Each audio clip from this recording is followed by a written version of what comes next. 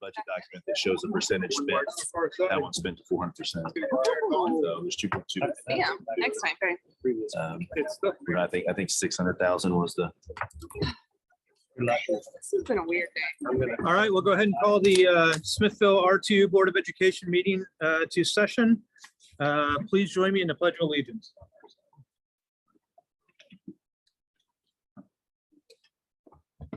Pledge allegiance to the flag of the United States of America and to the republic for which it stands, one nation, under God, indivisible, with liberty and justice for all.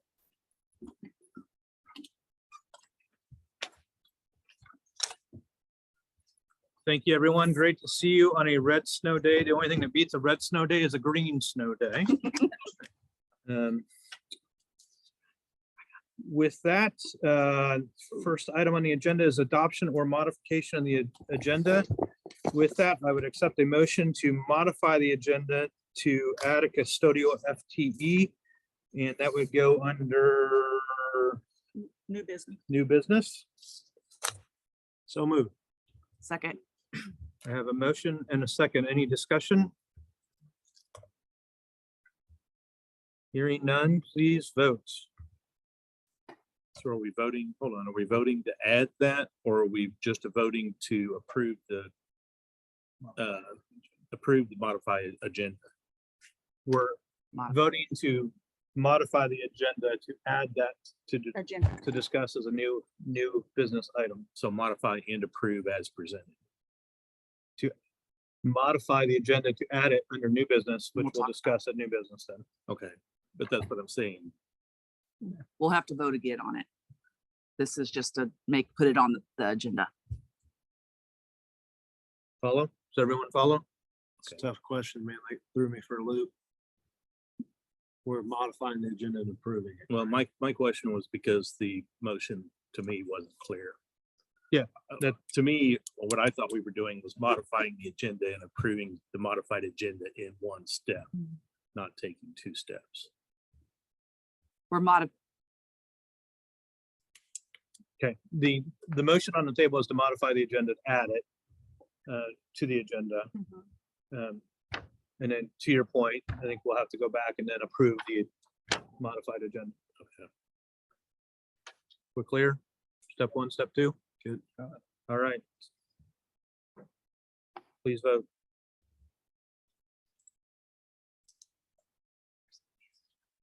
All right, motion carries 7-0. Now I would accept a motion to adopt the modified agenda. So moved. Second. I have a motion and a second. Any further discussion? Hearing none, please vote. We'll have to do a hand vote. That's not on. Scott Haggerty, Whitney, Ian, Jeff. Aye. Aye. Scott, Denny. Yes. Okay. 7-0, motion carries. Next item on the agenda. 8.0 approval of consent agenda items.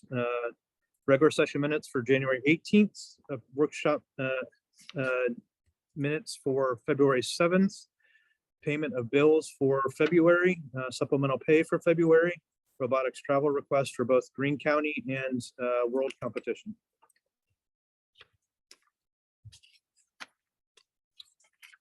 I would accept the motion to adopt the consent agenda as presented. So moved. Second. I have a motion and a second.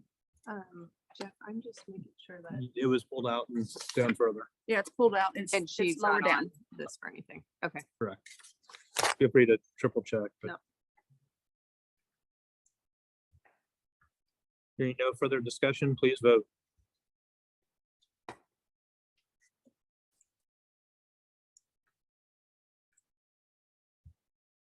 Motion carries 7-0. Next item on the agenda is communication. Any comments from the audience? All right, moving on to 9.2, board priorities update. Okay, there are several items listed out. It's time to give an update on each one. So monitoring all aspects of performance and continuous improvements related to MSIP 6. Normally I did give this to Dr. Chatterfield to discuss during her comments, which I'm sure she'll hit on again, but I wanted to hit L1 with the local board, because that's our part, working with the board and the superintendent. And we talked about ongoing, it says the local board and superintendent will engage in ongoing professional learning and self-evaluation in order to strengthen the governance practices. And so this is an area of continual growth. During our submission, we talked about this book that we got at the beginning of the school year about the governance core. And so a suggestion to go ahead and do 2 chapters a month and for us to do a self-study of this book. There is a study guide that goes along so we can finish that out by the end of this school year to reflect what we put in our standards, our report for MSIP. And then also, don't forget, we'll need to set a date for your self-assessment. So those are 2 items that are under there. Any questions about the book study? I'll put more. Does everyone have a copy of the out. book? If you don't have it, let me get you. I have, if you don't have. Okay. In many ways, we have our candidates in the audience as well. Would welcome you all to join that discussion as well. Great book, great read, and good discussion. Okay, we can talk more about that and I'll make sure, let me know if you don't have a copy so I can get you one, and there'll be a little study guide that we'll work on together. We'll make it not too encumbering, but it is really a good read. So it'll work, it'll strengthen us. So number 2, facilitate development and implementation of the 2023 through 2028 strategic bond. I think it's 2029, isn't it? I think I had a typo. 29. Anyway, Monday through Wednesday, so it's through tonight, action teams or focus teams have met to begin the work, developing those steps, outlining the strategic pillars. Our group will be here tonight. We have, we'll introduce our guests at a later time that will present an update on the work we've been doing this week. Number 3, implement best practices in the areas of recruiting, hiring, evaluation, development, and retention of staff, including a focus on effective communication between all stakeholders to accomplish these goals and maintain good morale. And so just an update to you all into our public, the board workshop was held last Tuesday. You guys know this, where compensation was discussed. The board approved adding $2,500 to the base of E10 for all certified staff, as well as 83 cents to non-certified staff scheduled for the 23-24 school year.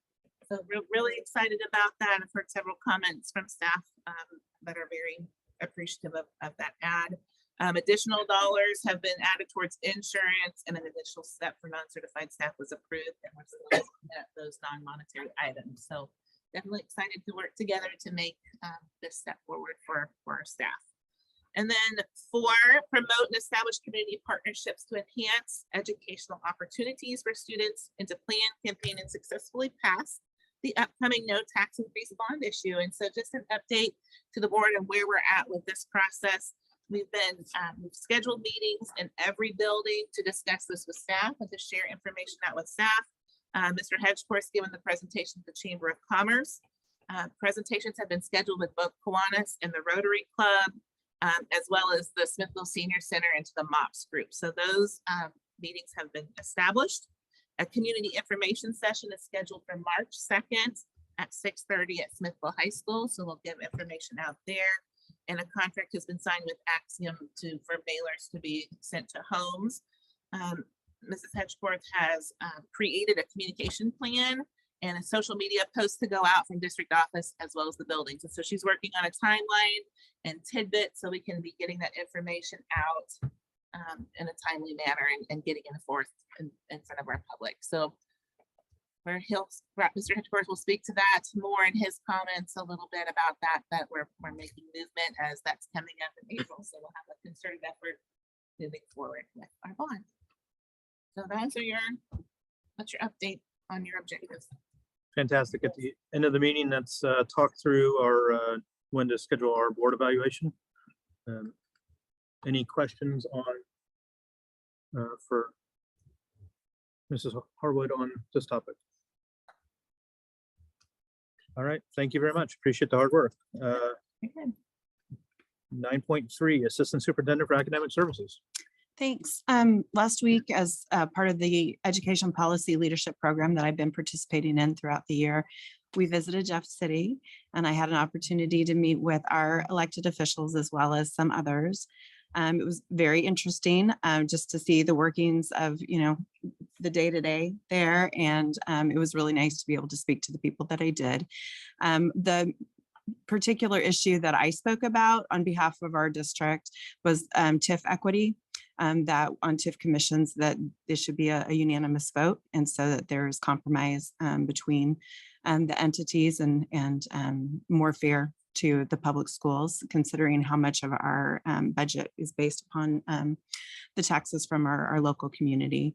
But we also had an opportunity to talk about things such as open enrollment.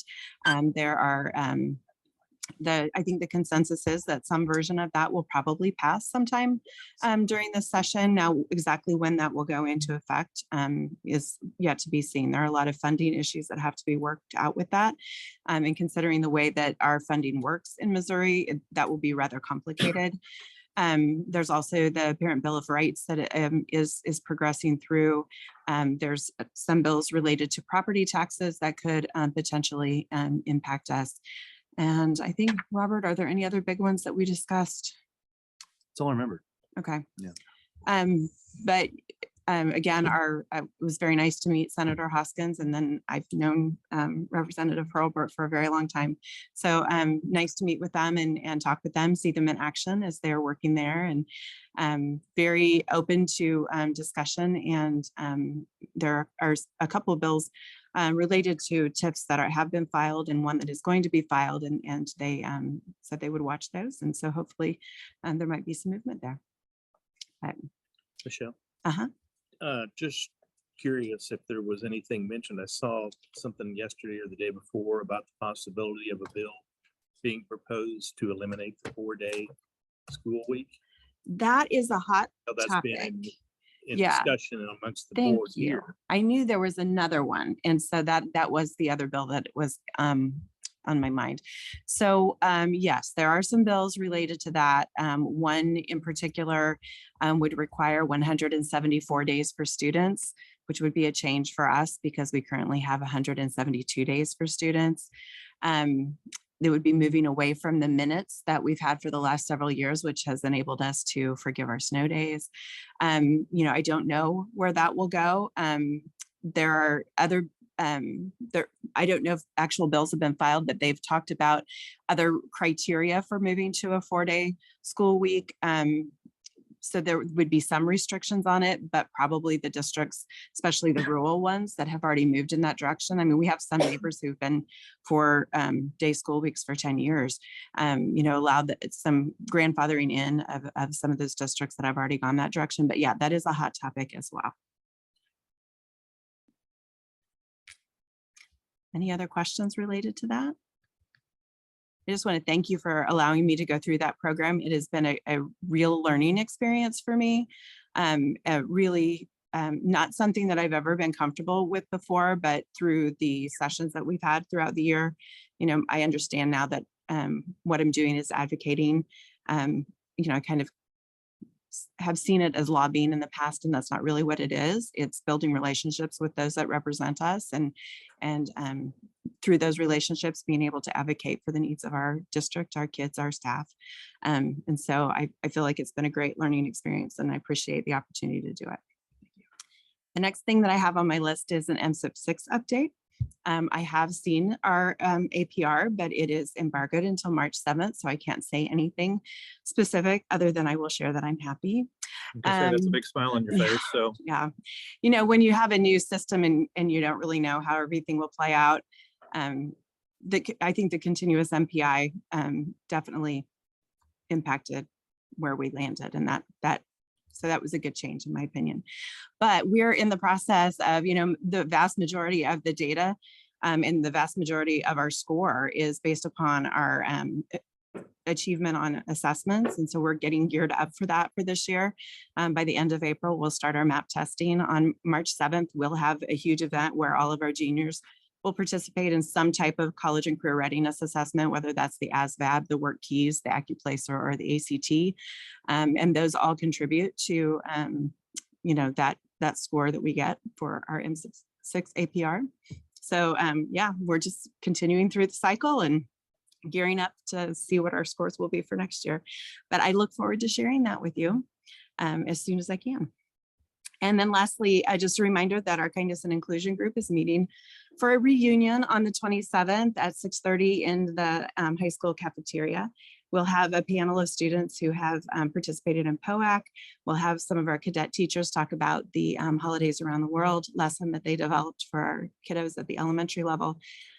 Bria and Carson Richmond, who are our local American Family agents, they have developed a kindness award that they are launching in all of our schools. And so they'll be there to talk about that as well.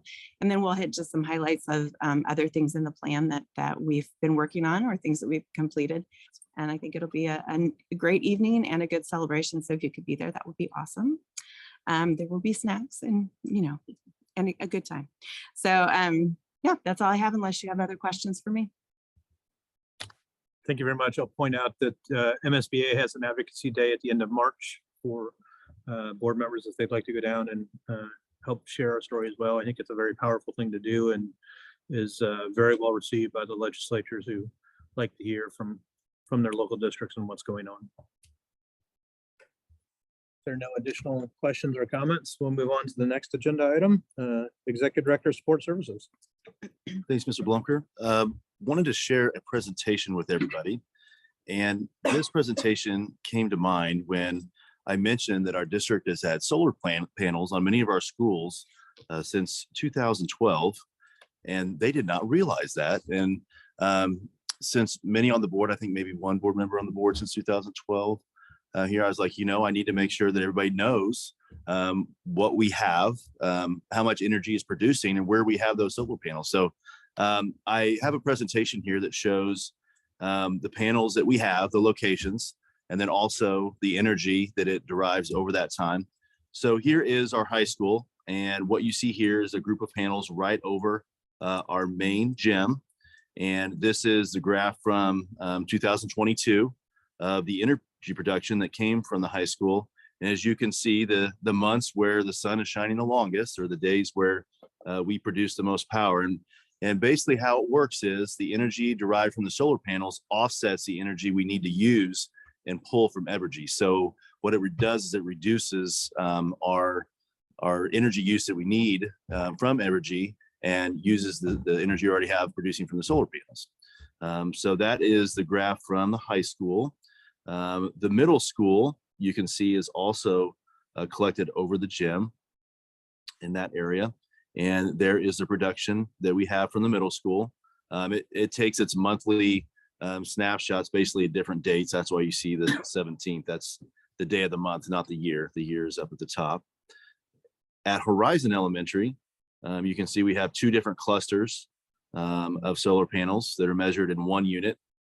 And that is the graph related to Horizon Elementary. And then at Maple Elementary, you can see we have two different clusters. We have one over the gym and we have one in the hallway near the office. And that is the graph related to those. And so I just wanted to make sure that the board was aware of what we had at each of our schools, what is producing. At the time in 2012, when we agreed to the lease, there was a lot of promotions out there for energy credits from the federal government. So basically the name of the company is Generate Capital, and we signed in a 20-year lease agreement. So Generate Capital got the funding from the federal government. They passed that on to our lease, and the energy that we get from that is more than the lease payments that we make. So we're ahead of the game there. Then after 20 years, we'll reevaluate to see if we want to put new panels in with a new lease. But most of the upfront costs are a lot of the structure and the electrical work to be done to bring that into our grid.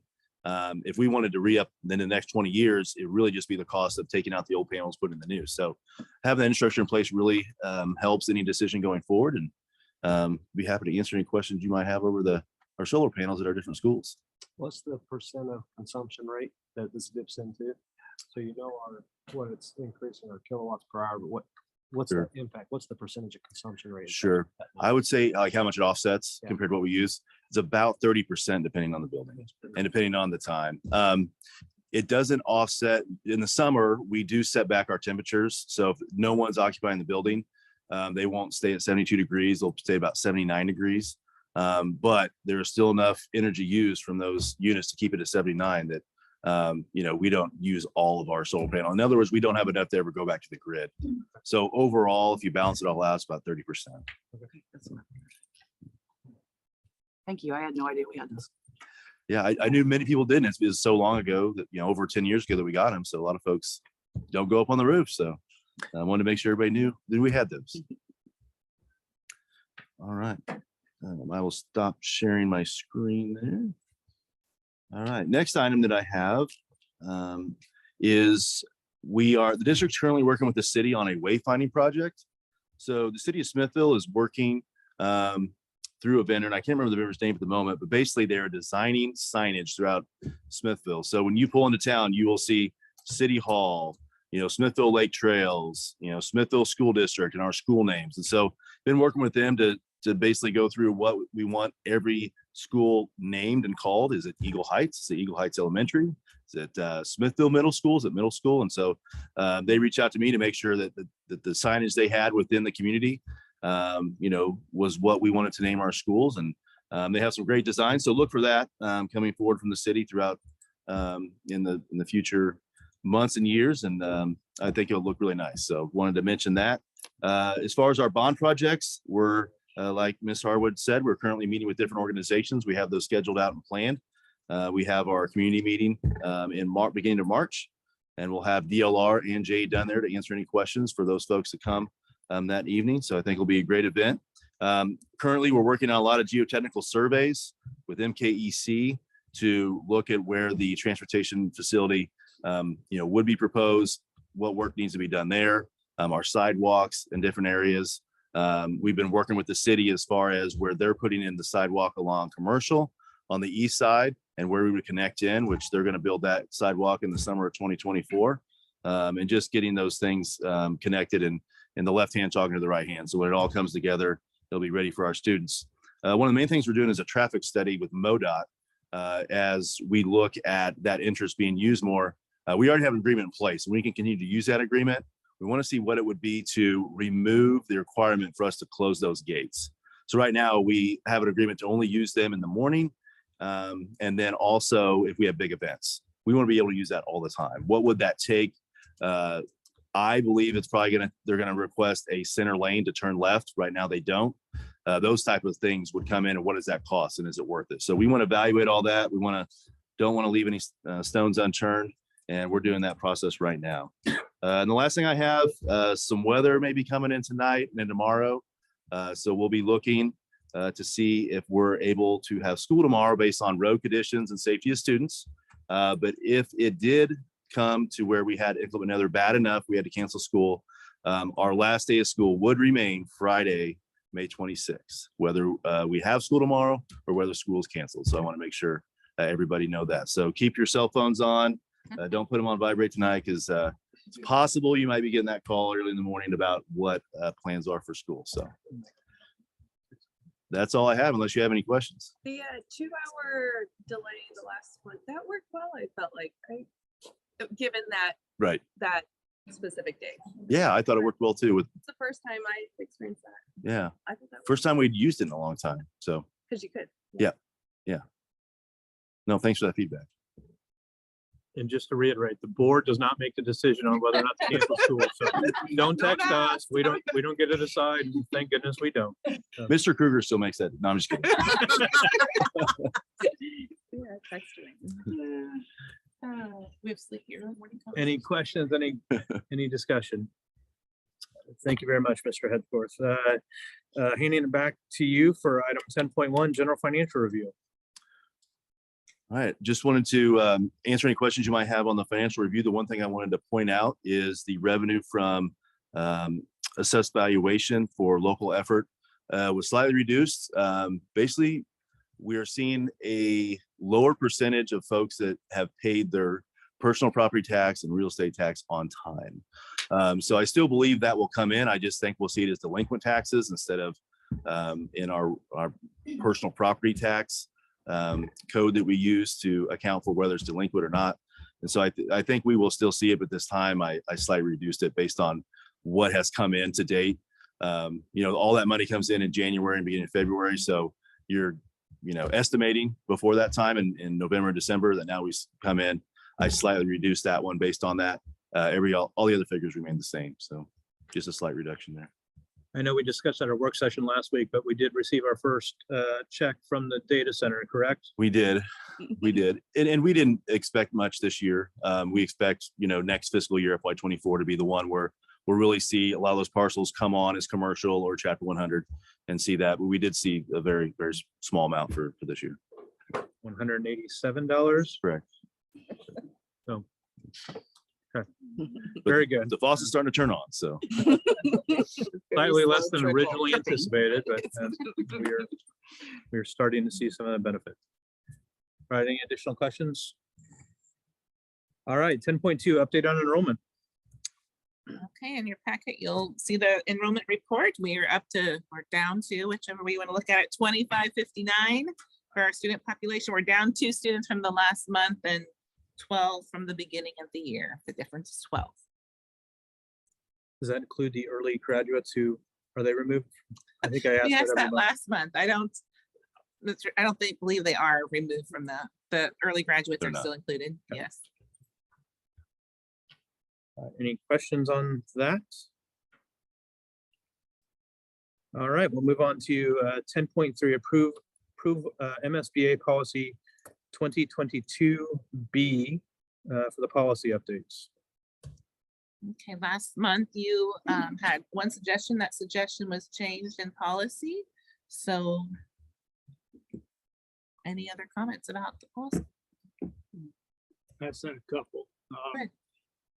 I didn't get to read them last month, so this time I actually got through them on the federal programs and projects. Reading through that, I kind of took issue with bullet point number 1 on into page 2 or in the middle of page 2. As a government entity, I don't think we should be determining or be discriminating against any group on the bid process or the policies. That bullet clearly states that we will give preferential considerations to certain businesses based on race and gender.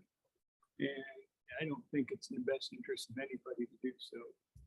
I don't know as if there is a federal regulations that requires us to adopt this particular policy, but I think we need to reread that, especially considering bullet point 1 on page 2, where we explicitly give preferential treatment to race based on race and gender.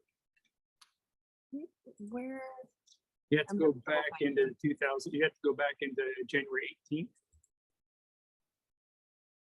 Okay. Agenda items and pull that particular one up.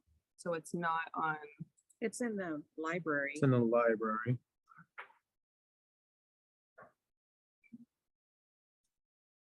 And so, correct me if I'm wrong, that will come back up for a third reading, right? Correct.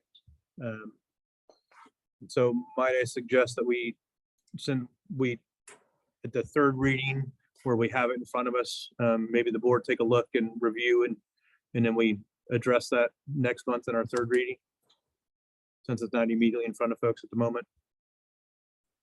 I think that's doable, but I think we need to look at that and strongly consider that. My other one was on the communication development. IFUC point 1E. Paragraph 1 states the Board of Education directs institutional staff. I do think this might have been an oversight on MSBA's part, but we should change that language. The Board of Education directs the superintendent or their designee. I don't think this board or any board is in the business of directing instructional staff when we have one employee.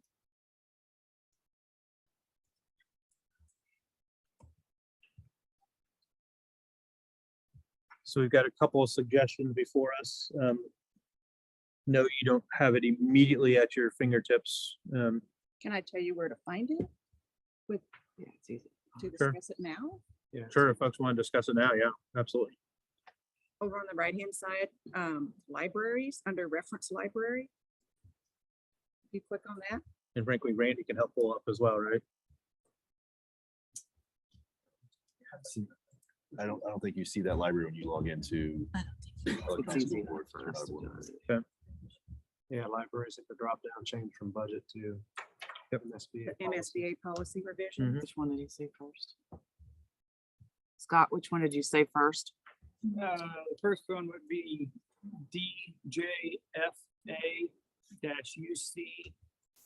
DJFA-UC.1E. Okay.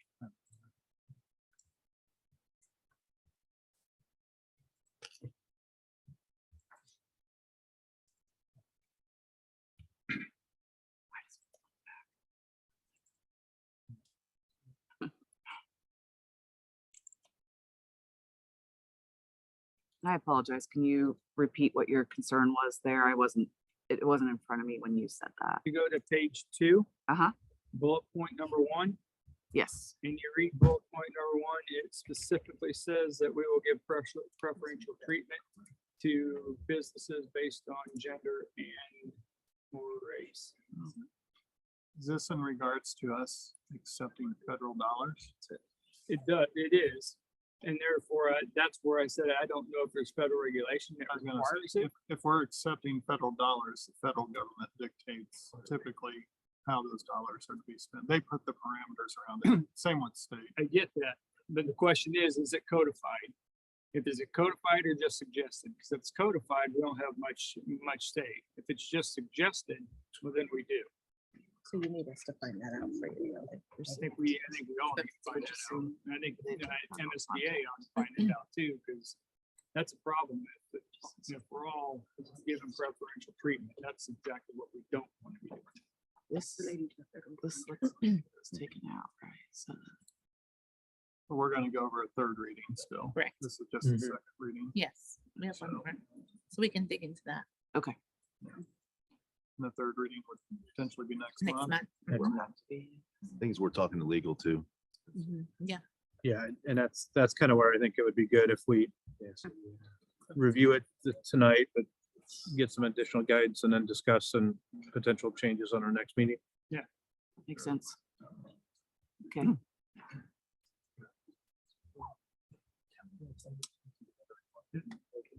Yes. Do you want to go to the second one, or you just want to have a third comment that I'm just gonna make real quick before I touch on that? It's ticky tack. That's it. The floor is yours.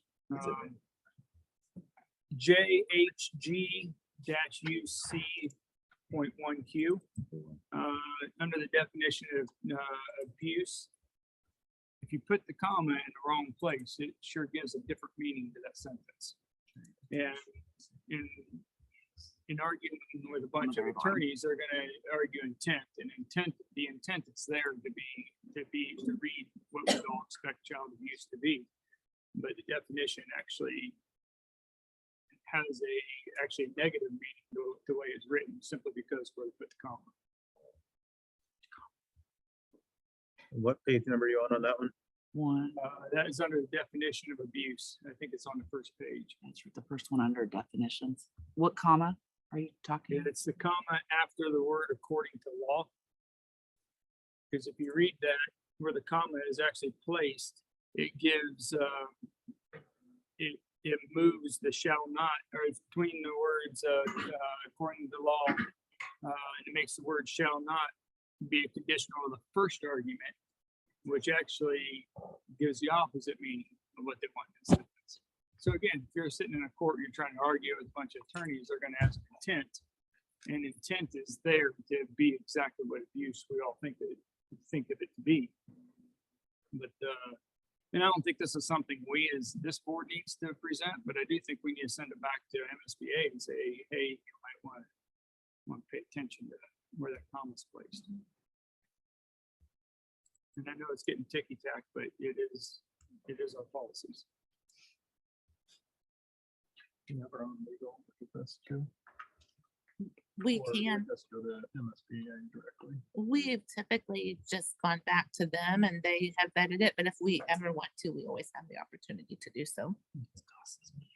We just haven't had the need. It's hard to tell on that with that green if the comma's taken out too. That's what I'm looking at, you know? Those are after reading all that, those are the three issues I took with what we read. Thank you. So with that, sounds like we have some additional clarification that we would like prior to the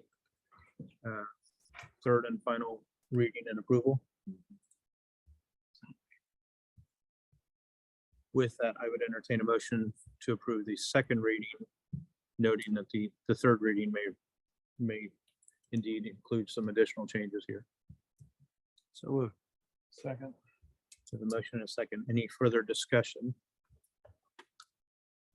Hearing none, please vote to approve the second reading.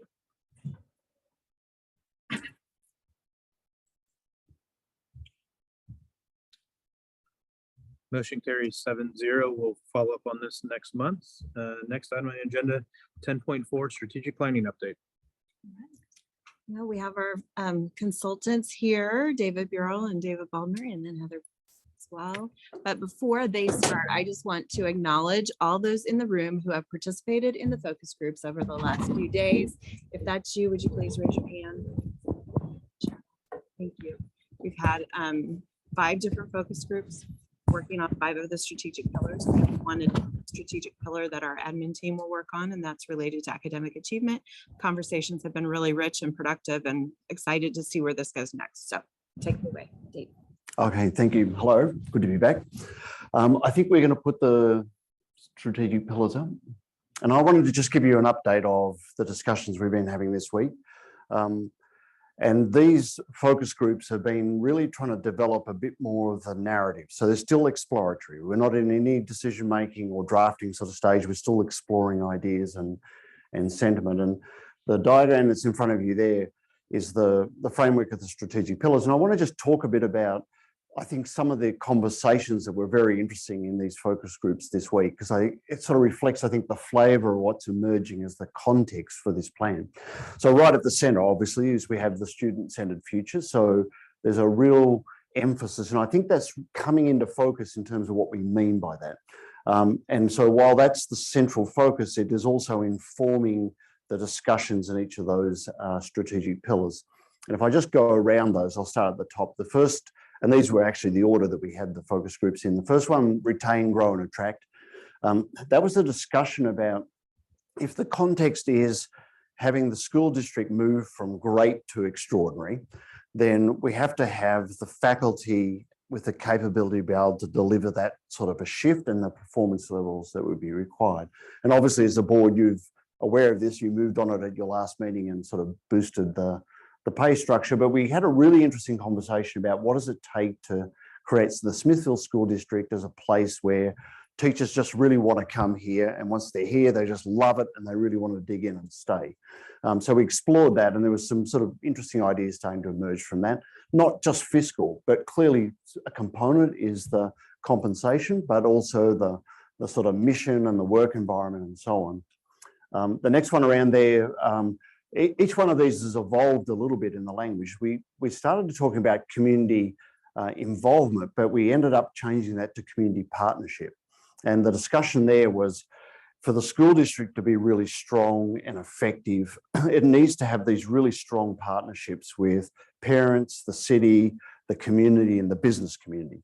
And we talked a lot on that about the survey results, where there's a sort of an element of maybe a trust issue that needs to be addressed, right? And we were talking about how to design a system where those partnerships can get strengthened to build stronger, enduring trust relationships. That also tied into the real world learning, so that the business community becoming a key part in that process.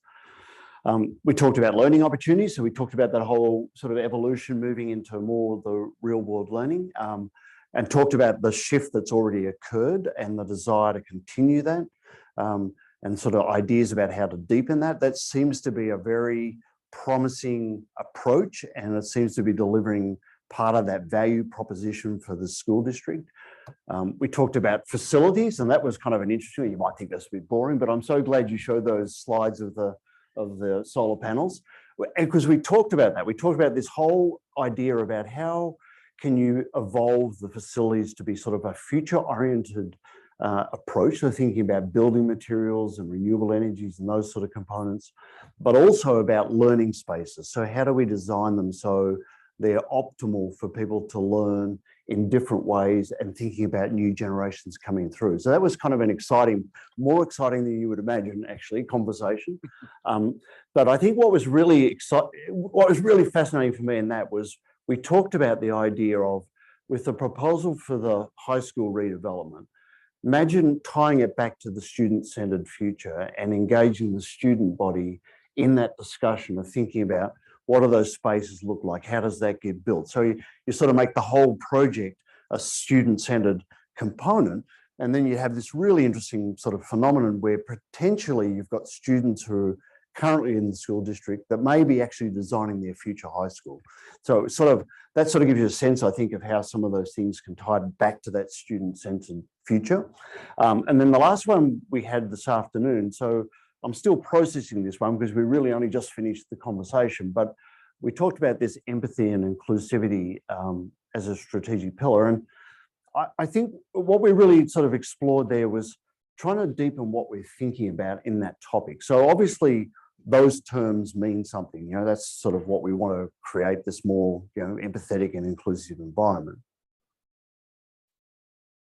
But as we dug into it, I think where we got to was really thinking more about how do we create the operational systems, the culture and the environment where each and every community student can thrive and be positioned for the world ahead of them. You know, so I think we sort of moved from more just that sense of being able to belong, but to really thinking about how to create this environment and this system where students can walk out of the school district and be really well set up for walking into a big world that's going to be different perhaps to the environment they come from.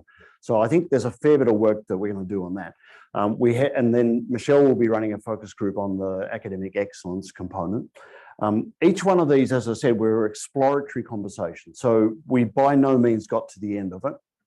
Our intention from here is to sort of distill the notes from the various breakout groups we had in these focus group sessions, bring that into a sort of a draft chapter, if you think of it like that. And then we want to take that back to each one of those focus groups, make sure that we're reflecting the sentiment of it, and perhaps hold, you know, and we may need to have some additional sort of virtual focus group to further develop. But that's what I wanted to report on. That's where we've got to, right? So it's still very much a fresh conversation. You know, a lot of people here were part of that. I do think, just probably, again, the outside view, I do think we're starting to build some really interesting narrative around what does it take to go from that good or great to that extraordinary or that excellent system. And really thinking about that context that I think is going to shape and inform a lot of the operational activity. And I was so heartened by the conversations. I mean, I think, to Michelle, you pointed to it, people really put their minds to it. This was not just like a sort of go through the motions. I think we really did dig in on some pretty important topics. So happy to take questions if you wish, Chair. Questions? I just want to say how excited I am that this, you know, having been through this process with David and then worked with the Davids on this, how exciting it is for the number of touch points and community involvement that we have, and not just, you know, answering a survey, but truly bringing their thoughts and ideas on what the future of education should look like. And so want to thank the broad community, but also the Davids and team for the strong leadership and support to pull that out and build that into a strategic plan that can help drive not only decision making for the community, but also for this board to then go back to it as a checkpoint on, you know, are we looking at every student every day on what success, what's achievement look like? So want to clearly state that and thank you and the community for that input.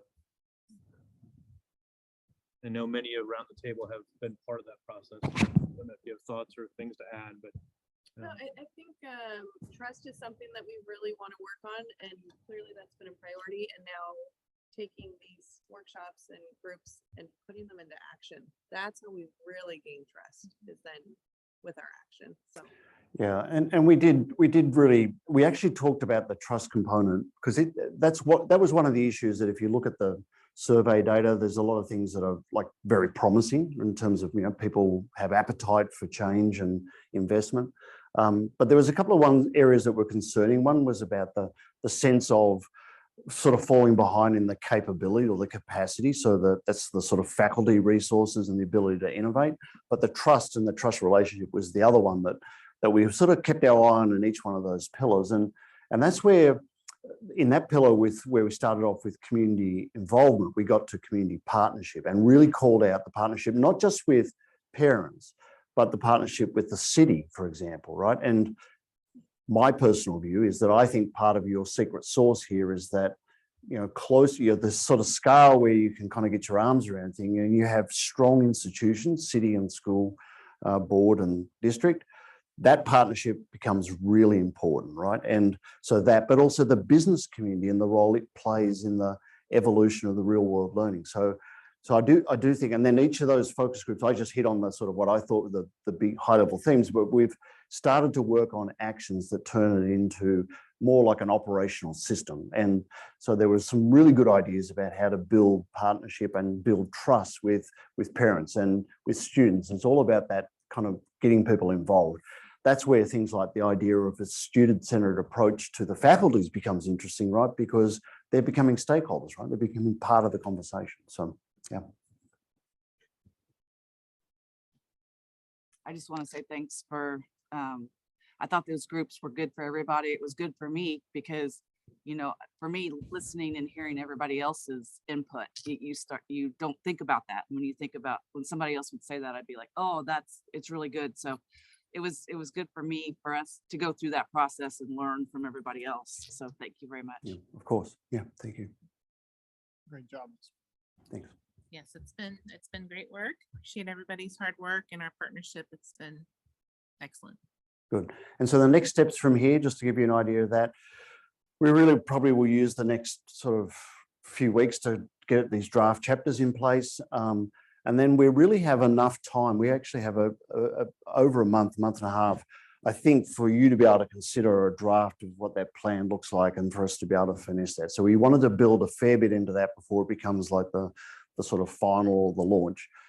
So we've still got some more of that sort of input and that finessing to do, but then we'll be able to present you with a draft for consideration. Okay. Fantastic. Thank you very much. All right, next item on the agenda, 11.1 Bank Depository RFP contract. Yeah, so it's been 5 years since our last RFP for bank depository services. And so we put a new RFP out and we received 3 bids. Or 3 responses, one from Central Bank, one from Citizens Bank, and one from Nottoway Valley Bank. After looking and dissecting all the proposals with our committee, it was a unanimous choice to continue to ask that the board approve for Central Bank to be our bank depository services. A couple things that stood out. One, they had the highest interest rate that of any of the banks that had for monies that are deposited in our accounts, which of course is that quantitative piece, but then also from a qualitative side, their service has been excellent over the last 5 years. We've been with Central Bank, build great relationships with them. All of our HSA accounts that we have for health savings, those accounts are managed by Central Bank as well. And we feel like they've done a great job managing those for our staff members. And so we recommend that we continue on. This would be 1 year renewable contract for 5 years is what that looks like. So if anything were to happen in a year where their service fell off or they did not keep their promise of what they put on their interest rate for their RFP proposal, we could then move to another bank depository service. But their proposal was very solid and the committee recommends Central Bank. Be happy to answer any questions. Any questions? If not, I'd entertain a motion to adopt the recommendation as presented. So moved. Second. We have a motion and a second. Hearing no further discussion, please vote.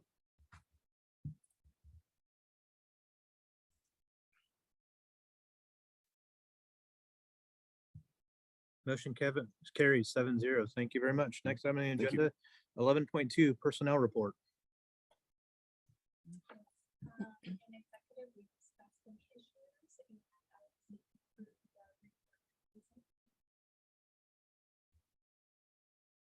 Any discussion here? Now to entertain a motion to accept the personnel report as presented. So moved. Yeah. Okay.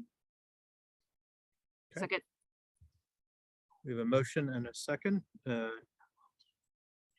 I believe Mrs. Carlisle will be abstaining from this one as she has a long family tree member associated with this motion. All right, please vote.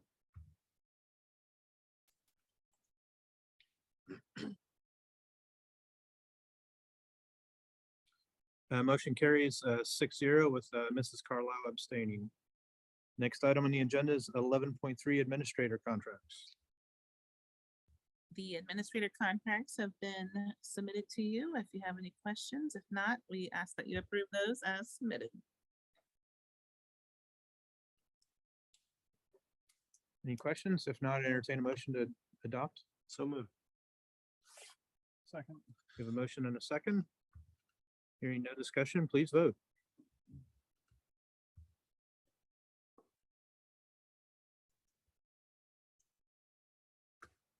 Motion carries 7-0.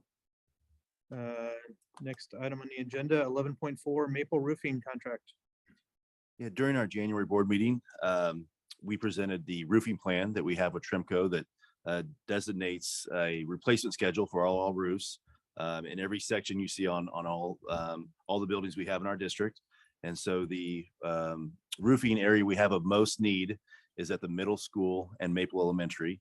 And after evaluating our HVAC proposal that we have for our April 4th no tax increase general obligation bond, we would not want to be doing, roofing repairs on middle school while we're also trying to do RTE replacements. So for this summer, it was decided that Maple would be the best option for us to evaluate that roof as one of the highest needs per the roofing plan. And so we put out a RFP for that contract. And so if you look at the bid tabulation sheet, you can see that Trimco provides all the materials, and then the different companies bid on the labor to install those materials. And what that does for that is that gives us a lifetime warranty with that roof. So if there's ever leaks 20 years from now, Trimco is responsible for finding those leaks and fixing those leaks. Where if you go with the traditional source, you basically have the roofer install the materials and then they're gone. And if something happens, you're on your own. And so it's been a great relationship with Trimco. It's worked well for us. So that when you see that bid tabulation sheet, you have the amount for the materials, you have the amount for the labor, and then you can see the total there, which is $272,586.82. And this is part of our capital improvements budget that we have to continue to improve those roofing areas. So make sure that our buildings, stand up to weather and water, so we don't have them coming in our classrooms. So my recommendation is to approve the low bid of Cornell, and then that also approves the materials for Trimco to order and get that started. The most likely timeline for this, if this was approved by the board tonight, would be spring break. They'd be able to get this job done in that week while students are out of the building, so it would cause no disruption. And you can see the major discount we get for doing the work outside of summer, because that during the summer they are so busy that if you can find ways to do it outside of that. So we wanted to strategically, due to cost, try to find a way to accommodate that. So that's the timeline for the replacement of the maple roof. Be happy to answer any questions you might have. I will say that timeline would also beat the spring rains and alleviate any other damage caused by the leaks. We're hoping. We are hoping. This is a new roof and not an overlay. Correct. So it's a built-up roof, and so they'll take all the existing built-up off, make sure there's no decking that needs to be replaced. If there is, they'll replace the decking, and they'll put the base on and then put the built-up back on top of that. Robert, you said Cornell's who we're going with? Correct. Okay, rookie up here. Does that not, am I missing something? That looks like they're by far a lot more. Correct. So the others do not have a non-summer discount or deduct, and so Cornell's deduct then makes them the low bidder. Oh, okay. Yeah. Okay, thank you. Yeah, no problem. Not a rookie. Great question. Yeah, because up above it does show them by far the highest before the deduct. $700,000 deduct. Yeah, they, their summer is booked basically. So if they were gonna schedule summer work, they were gonna make it worth it. Cause they're booked solid for the summer. So they wanted to bid on it, but basically they're saying we can only do it outside of summer if we're gonna do the work. I got you. So if you were gonna book them in the summer, they were gonna get the maximum. Correct. Get the They were gonna make. 973. them pay. They were gonna cancel Yeah. another job and basically, Right. yeah. Right. To get that, Mhm. yeah. Thanks. It's, how do you tell me you don't want to work in the summer without telling me you don't want to work in the summer? Gotcha. Great questions. Any further questions? If not, I'd entertain a motion to adopt the recommendation as presented. So moved. Second. We have a motion to second. Hearing no further discussion, please vote.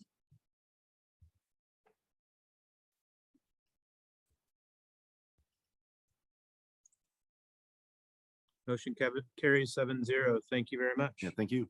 Next item on the agenda, 11.5, approve supplemental pay for February 2023. Supplemental pay request has been in your packet. Do you have any? We ask that you approve it unless you have any questions first. This one, when Whitney will abstain. And this was pulled from the consent agenda as Mrs. Carlo has a family member on this list as well. So if there are no questions, I'd entertain a motion to adopt the supplemental pay. So moved. Second. We have a motion and a second. Hearing no further discussion, please vote or abstain.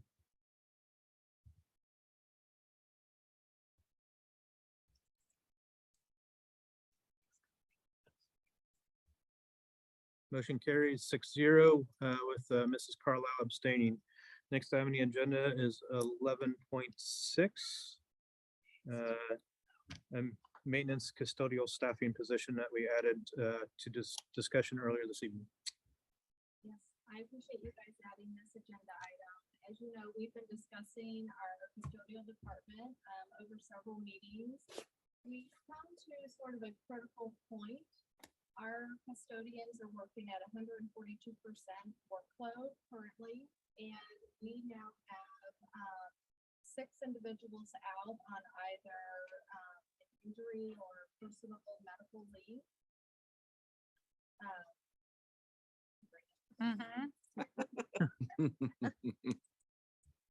So what happens is when we have a full-time custodian out on leave, we typically will try and use a substitute custodian to fill in. We currently have 1 substitute custodian. We're in the process of hiring a second substitute custodian, but they are substitutes, so they're on call. They're not always available.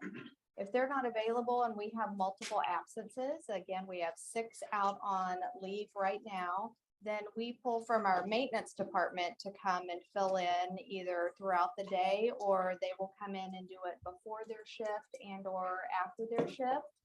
So we're really beginning to feel this burden on the entire department. So we're asking you today to approve us going ahead and posting and hiring for an additional custodian. This will help us moving forward and also alleviate the stress and burden that we've placed on the entire department. So if you have any questions, I'm happy to answer those, and Mr. Hedgeworth can also chime in. To be clear to this group as well as anybody watching, the plan was to add an FTE, or at least request an FTE for next calendar year. So this is just pulling that FTE forward into this year, which is ultimately will be approximately 4 months by the time we get one hired. So all we're really doing is pulling the FTE forward 4 months. Correct. And that's correct. And we were trying to avoid that, but based on the critical need that we're in, we're requesting that early. And based on the leaves, this will end up likely being budget neutral anyway. We anticipate it being budget neutral based on what's happening with those who are out currently. And certainly want to say thank you to those who've stepped up to help here, know that this is outside their typical scope, and appreciate that as warriors, they do that, and appreciate them doing so. 100%. And we'll pass that along to them. They've been fantastic. Every single maintenance and custodial worker has been amazing. There's no additional questions. I'd entertain a motion to adopt the recommendation as is in your packet. So moved. We have a motion and a second. Hearing no further discussion, please vote.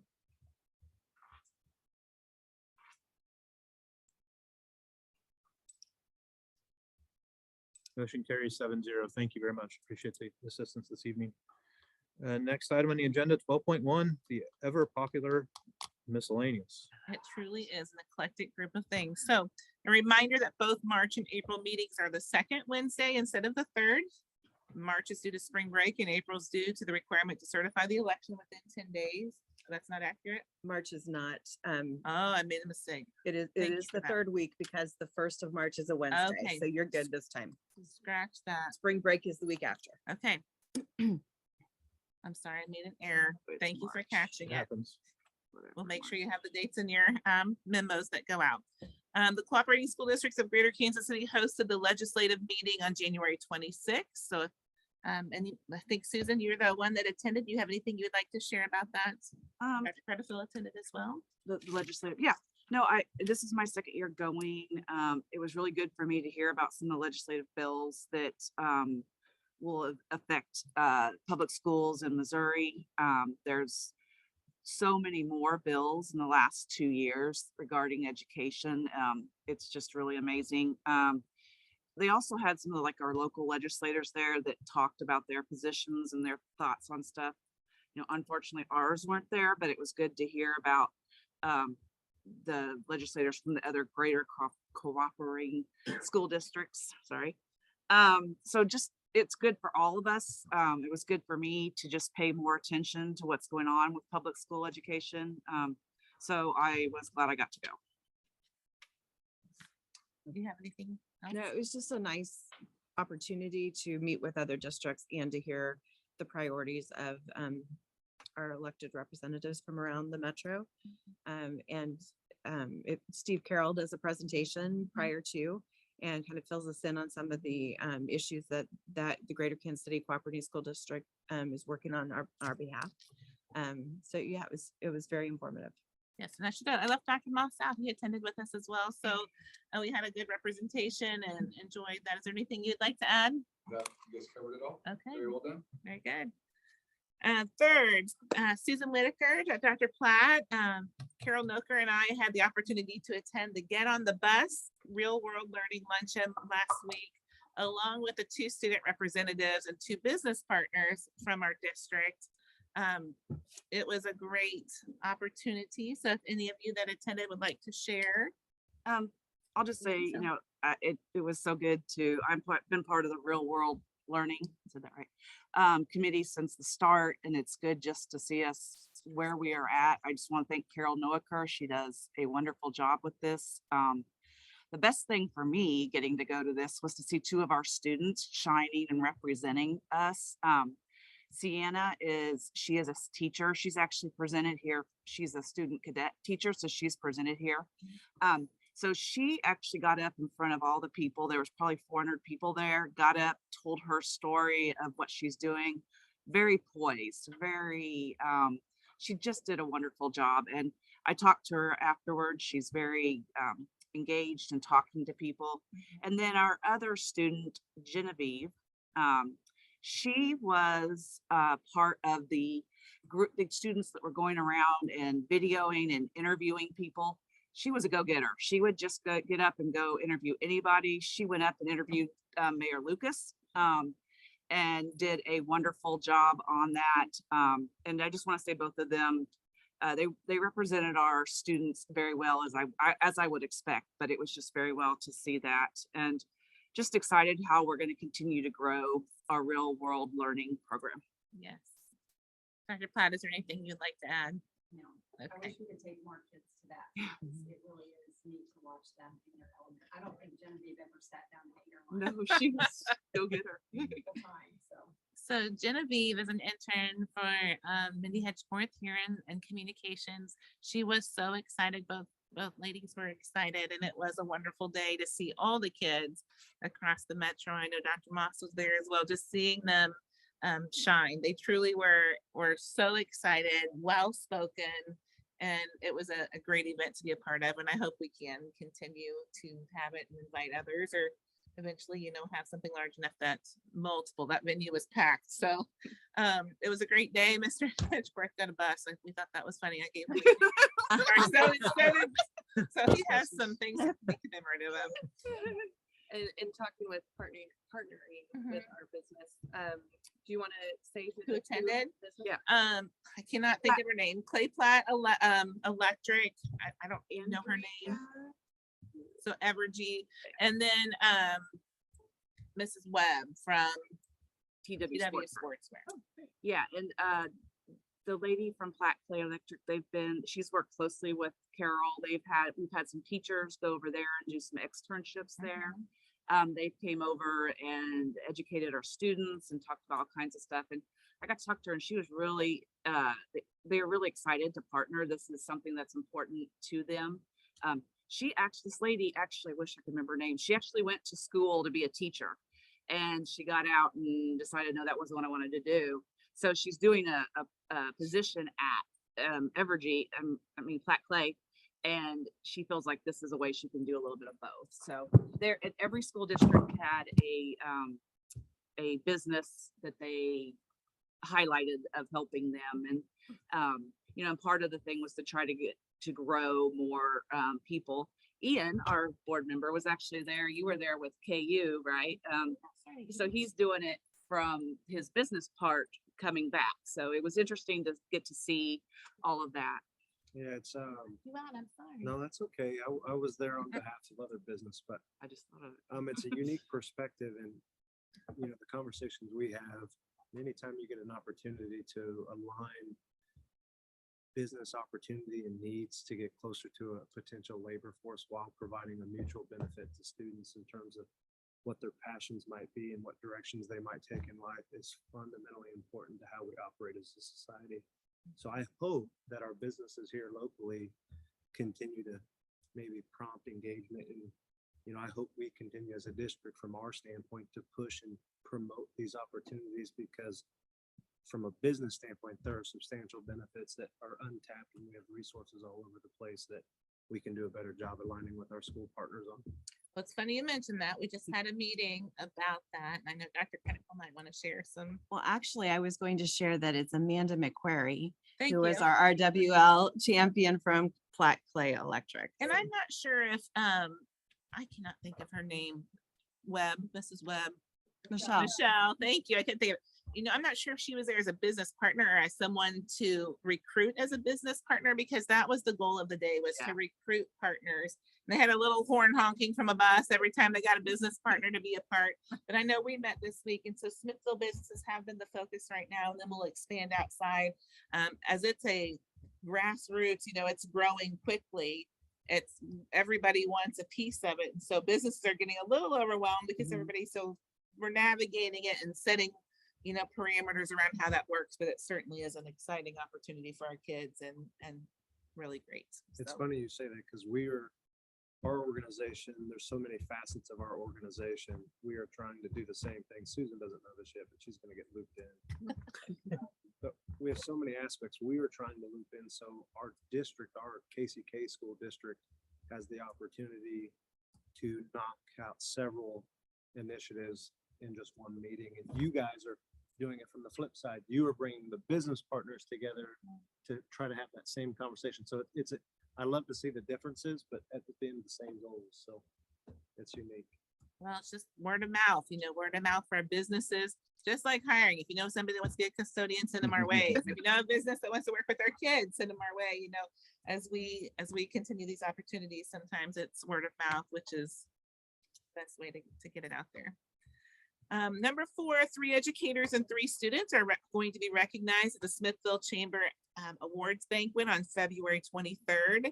The Educator of the Year nominees were Ashley Homan, Carol Noker, and Cindy Meeks. And the Junior Citizen nominees are Reagan Laporte, Lily Medley, and Genevieve Kahanowitz, who we spoke of earlier. And those nominations are made by our community. So it'll be an exciting night to see them be honored. And then this was new news. It was published. We learned about it, but congratulations to Coach Jason Ambrosen for receiving the 21-22 National Federation of State High School Association Section 5 Football Coach of the Year Award. And so section 5 includes Missouri, Kansas, Nebraska, Minnesota, North Dakota, and South Dakota. So very happy for him. He's worked so hard and it's really been exciting that he received this nomination, so this award. And the final board walkthrough for the year is scheduled for Friday, March 3rd. That's coming up. I wasn't sure if we would need to look at that date, if that still works for folks, or if we need to reschedule, but wanted to put that out there just in case it didn't work. We can select a new date and we can start working on a schedule. So any discussion about that? I'll be in Thailand. Oh, No. But don't schedule around me if everyone else. I'll be in Smithville, so we're good. So you guys can, if you need time to look, if you are good to go, I'll work on a schedule. If you're not, I do have one comment though, Sure. based on some of our 10-year master building plan, with this being my last walkthrough after 9 years, maybe looking at, we usually start about 8. All the kids are already in the building and everything is already happening.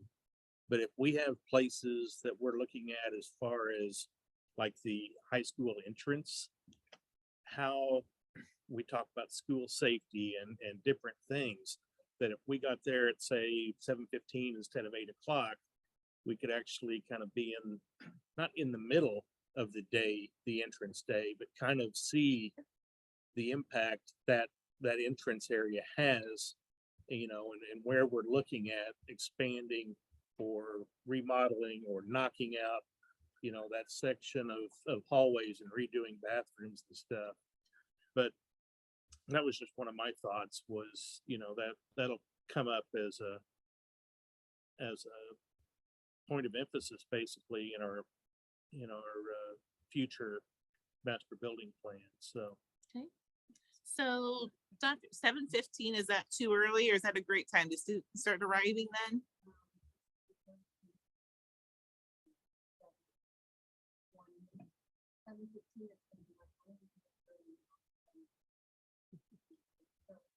Okay.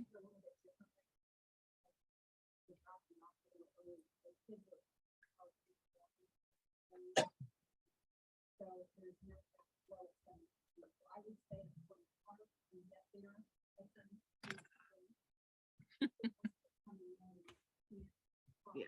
Okay. So 7:15 at the high school, and then I'll make the schedule going around it. Any other requests before I build the schedule that day?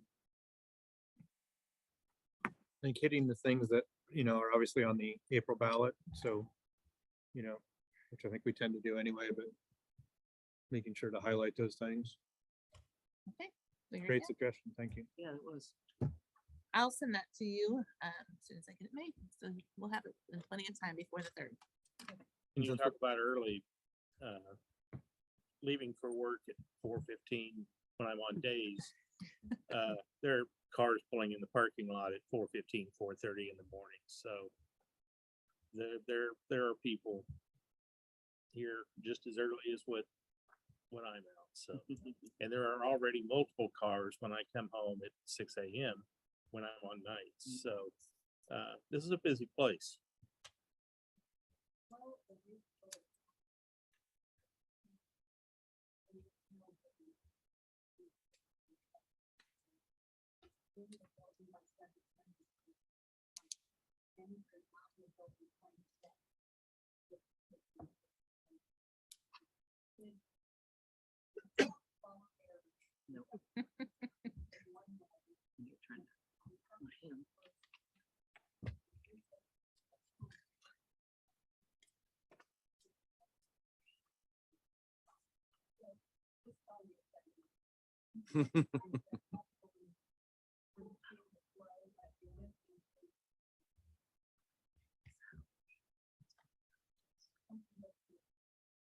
Yes, and we're usually finished by 3 o'clock or before, so. While we're on the topic of scheduling, we do need to get our board self-evaluation scheduled. Would we want to do that at the March board meeting where we're going to do a little bit of discussion on governance with the book study anyway, or do you want a separate evening for that? Together. Does that work for everyone for do it during the March board meeting? Is that in out? We don't do it in executive, right? No, that's an open, and that's really strongly encourage our candidates to attend that. Great discussion. We can share those results with you so you can kind of view and follow along as well. Yeah, let's do That's I- March 15th. I will just say that years past, we've kind of taken that out and had a separate because it kind of like our workshops for our program evaluations. We always kind of in the board meeting felt like we were squeezed for time and trying to hurry through things and not asking the questions that needed to be asked. So again, after 9 different program evaluations, I felt it always worked better as a separate meeting. And I'll throw out, do you have a date that works for you? You want to throw one out? Yeah, I guess my assumption is we'd just come in early on that day, but maybe that's not what you guys were thinking. Board meeting date, we'd just come in earlier.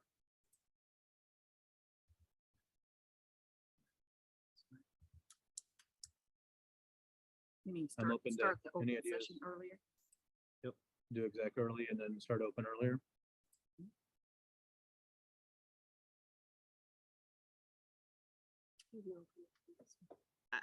It's easier to try to, in order to try to find another time for us, it seems like it takes forever. So I'm fine with that too, to go on that same date. How long does it take? So you know. I think it took a good hour last time that I remember. I would allocate an hour at least. I'd say an hour. And I will let you guys know, I have been working on, I got the results and I've been working on typing out a sheet for us to put the ones that they highlighted that we had the most controversy, you know, the most, not controversy, but Yeah. so that we could have those all on one sheet and not have to look through every one. So I'm trying to organize it a little bit better for us so our discussion could go quicker and easier. So, And also trying to maybe look back a little bit, right? at yes, Historically, I'm how we, looking at I think I have the last 2 that I kept just to see, you know, like how did we score last year, to go back and forth a little bit. So Oh, that's nice. I think what we find a lot on those ones where we do have inconsistencies are basically not misinterpretations of the questions, but different interpretation of what the question is asking. And once we talk about it, oh, I didn't read it that way. So that would completely change, and there was not the big discrepancy as far as responses.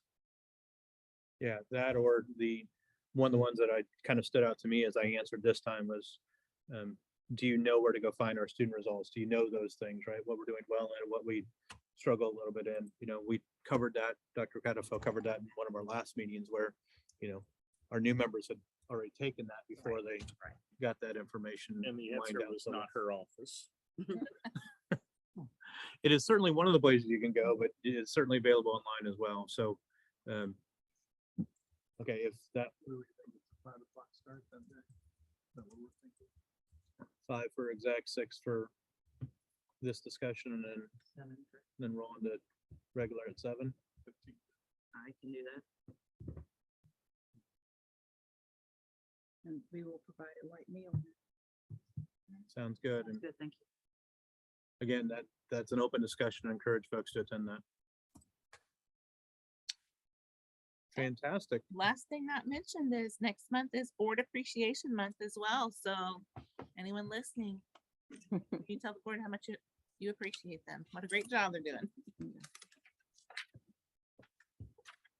With that, I would entertain a motion to adjourn. So moved. We have a motion and a second. Believing there will be no further discussion, please vote. I'm always afraid when we hit the wrong Go button. cheese pizza. Do the principals still have to stay till 9? Yes, they do. Make up for the time. they left We early. stand adjourned 7-0. Thank you all very much. Have a great evening. Hey, Andrea, make sure they understand they have to stay till 9. My family is obsessed with it. It's our new favorite family game.